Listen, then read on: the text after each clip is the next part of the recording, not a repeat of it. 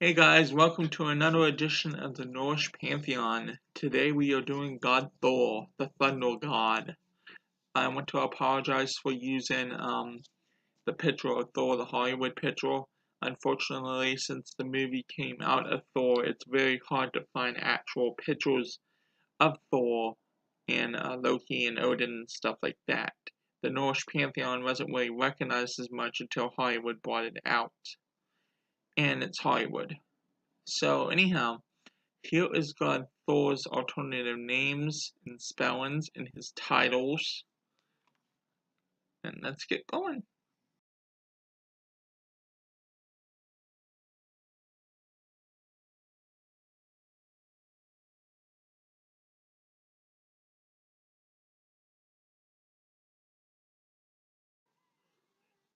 God of Thunder and Lightning. God of Agriculture. God of Craftsmanship. God of Defense. God of Strength. God of Battle. Sacred Animal. Black Ram.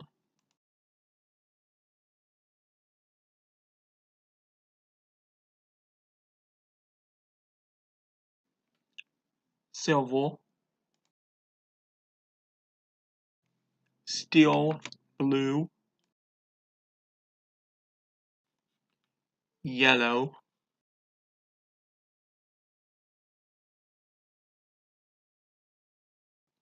Ale.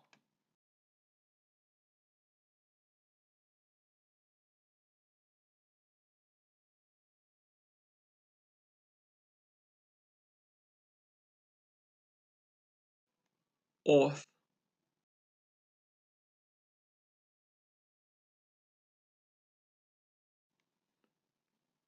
Hamel.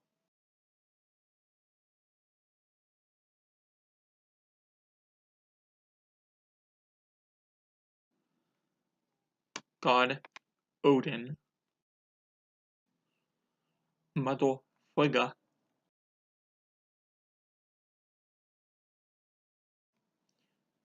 Wife Goddess Sif.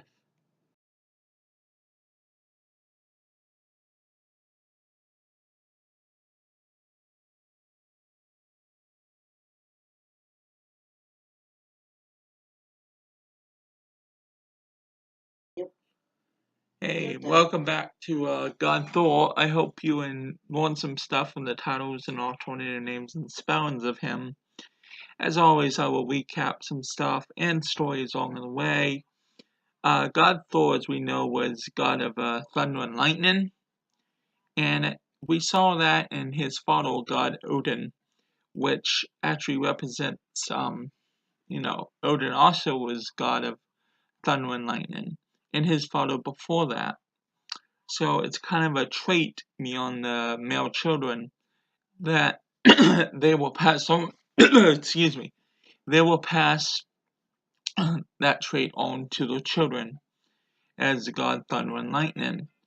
And a really cool. I know it's a movie, but if you watch Thor Ragnarok, at the end you will really find something cool out what Odin says to him. But I won't ruin it. And he's also agricultural, and a lot of people back then that did follow the Norse pantheon, basically the Vikings and stuff back in that era.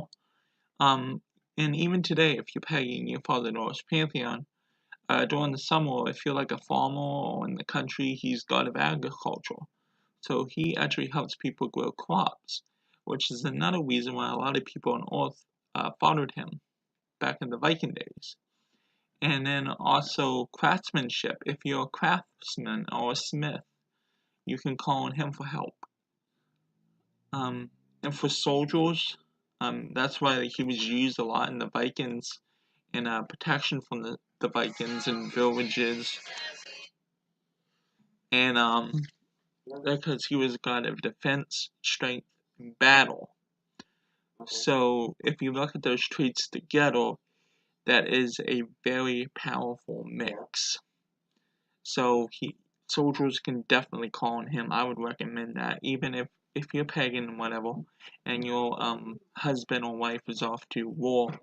I would call to recommend God Thor to protect them, because Thor again is very important in the protection of people. He is hero of mankind. His sacred animal that we saw was the black ram. The ram represents his helmet. A lot of the gods will have an associated animal with the ram.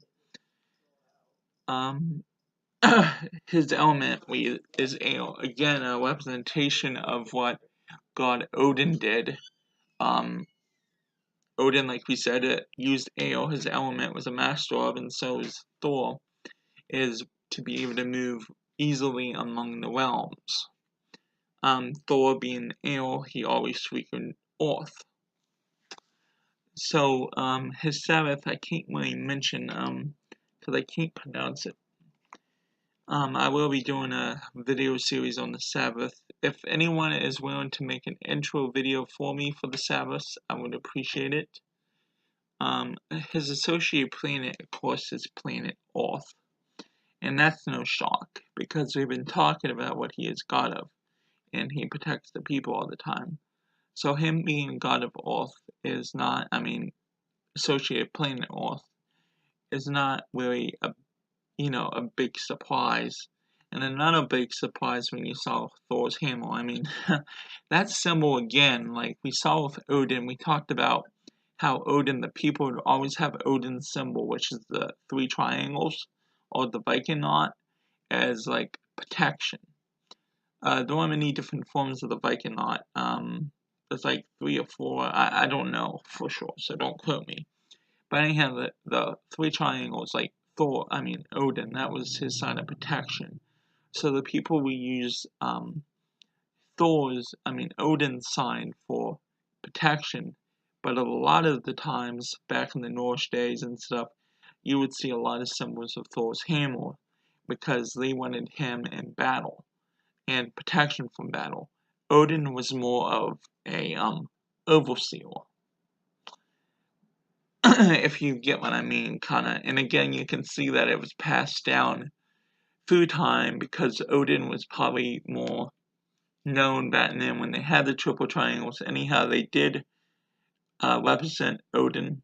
Again, as time went on, Thor became more into the Norse pantheon when Thor was born, and his father trained him, and eventually he became and took over that spot, and the people followed Thor because he is what we said he's God of.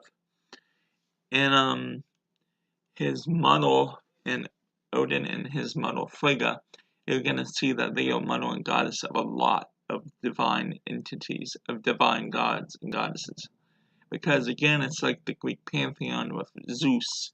You're looking at multiple children, tons of children that they had. And then you look at his wife Sif. There is not much information that I know of offhand. I am going to do her on the goddesses BOS, sorry.